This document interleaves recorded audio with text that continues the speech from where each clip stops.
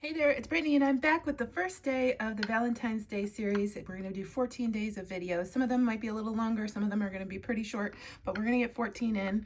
I'm also filming this one day before I'm going to Tucson, so it's going to be wild trying to get them all together, but it'll work. It'll work. My first one I'm going to film, I got these little wood hearts from Amazon.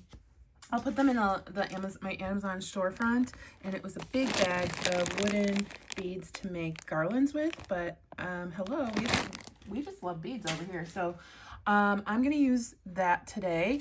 Probably just, I think I'm gonna make a bracelet and necklace today. And we're gonna be using some African beads. I got these in Tucson last year. If they have them this year for a good price, I will get some for the shop. Because I just think they're so fun. I love the confetti color. I was thinking about going with this wild color too, because I really like that. So I might just make two, one on camera and one not on camera. But I'm gonna use these. I got these from a shop on Etsy from India. I think I'm gonna use this style. And then I have several different types of spacers. I also brought out this little heart guy, but I think I want to use that in a different tutorial. And I have some matching charms, but I might just use those in a different video for a quick hit this week. All right, I'm going to open up my beads, and I think I'm gonna use, I was thinking I was gonna use heavy duty stringing wire from Softflex. I got this from JTV, but it's the heavier one. I haven't really used that, and I think that's great. I mean, the beads aren't that heavy, but I like, they're larger whole beads, and I just feel a little bit more secure with a thicker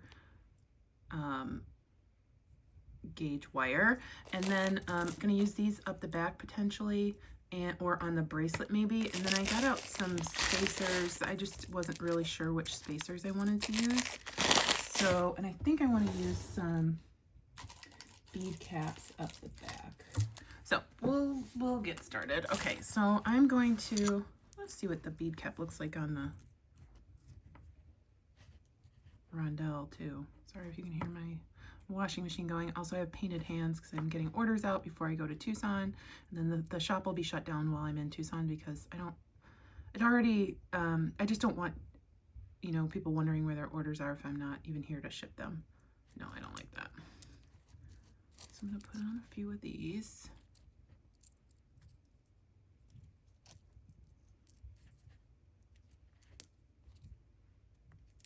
And then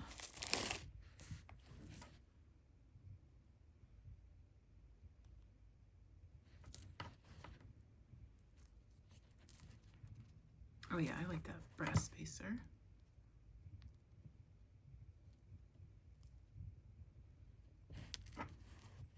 Like I said, this is gonna be a super easy pattern because necklace, because I just really want it to be focused on that heart with the African glass. Oh, I love that.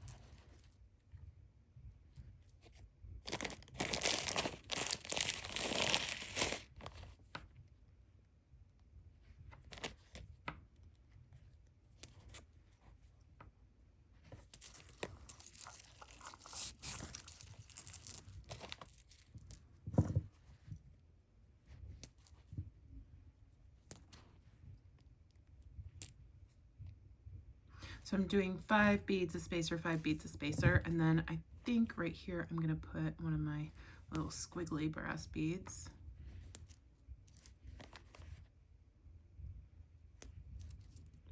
I think maybe a smaller brass spacer there.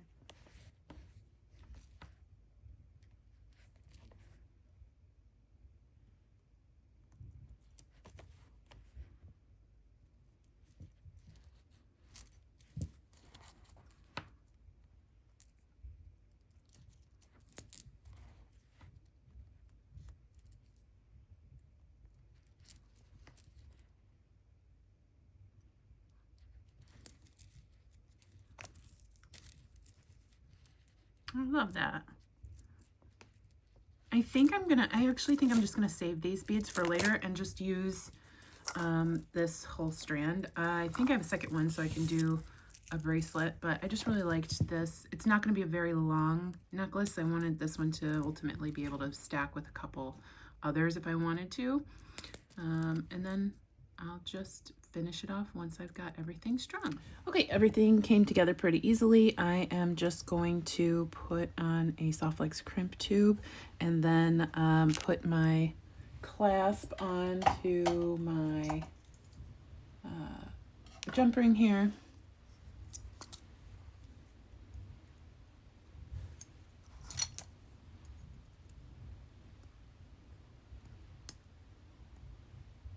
Okay, and then close up this other jump ring.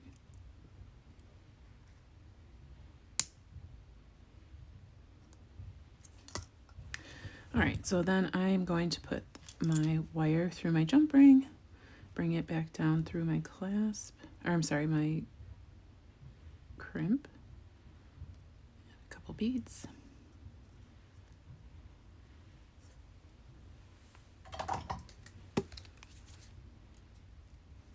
And then I'll take my crimping pliers, just making sure those wires aren't crossed, and they are.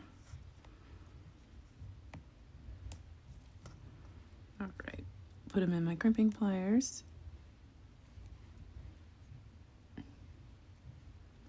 And squish, turn, squish, and squish.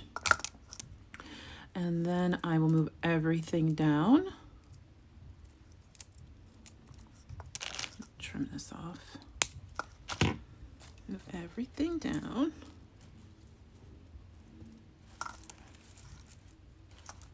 And do the exact same thing on this side.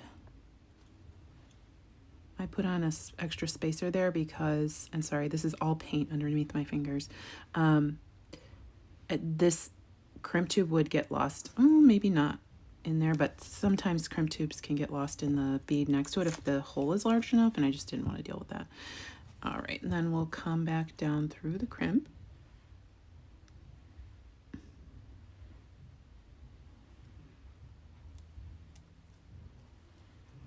And through a couple beads.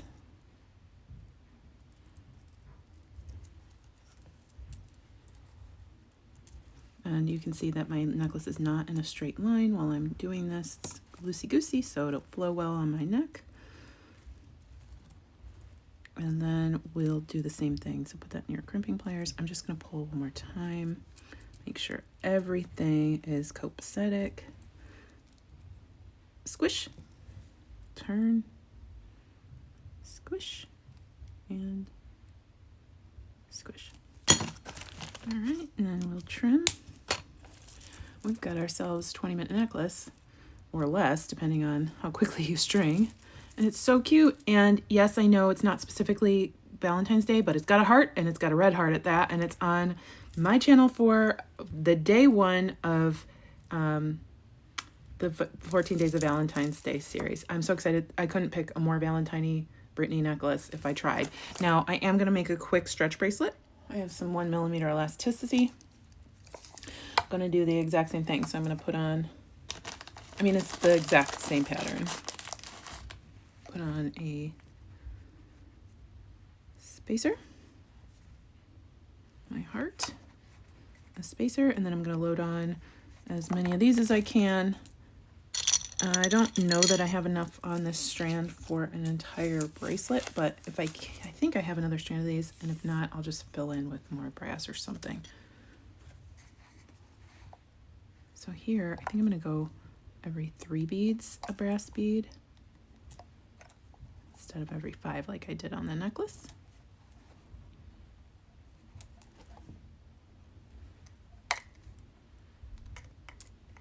And that will help me stretch out those beads as well.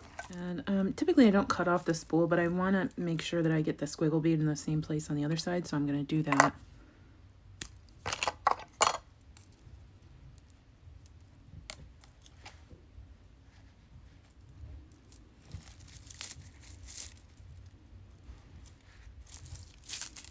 Okay, this is perfect. I did a larger segment right here just to make it even in the back. And what we want to do is pre-stretch our stretch cord so that over time it doesn't stretch as much and you don't have to restring it as quickly as you might have to if you didn't pre-stretch. And then I will do 3 knots. 1, 2, 3. And I have my GS Hypo Cement. I know y'all make fun of me for this GS Hypo Cement, but it's still got glue in there. And then I will dab my knot and then pull on the knot again. So get in there with the glue, just a little bit.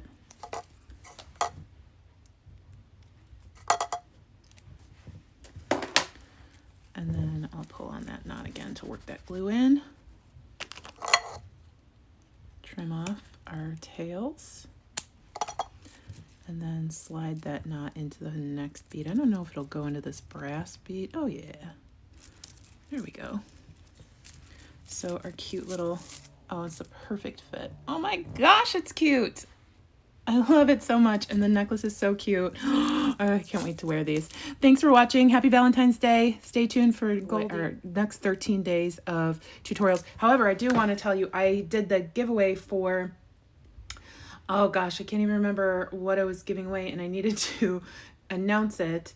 I was supposed to pull the name on January 22nd. I did pull the name, but I never announced it. So the winner of the last giveaway was...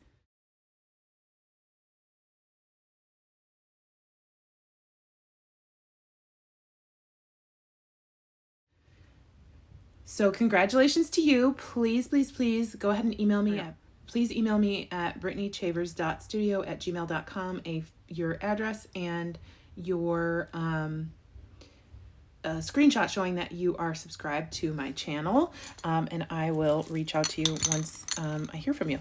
Thank you for watching. Stay tuned for Goldie. She's super cute. Bye-bye.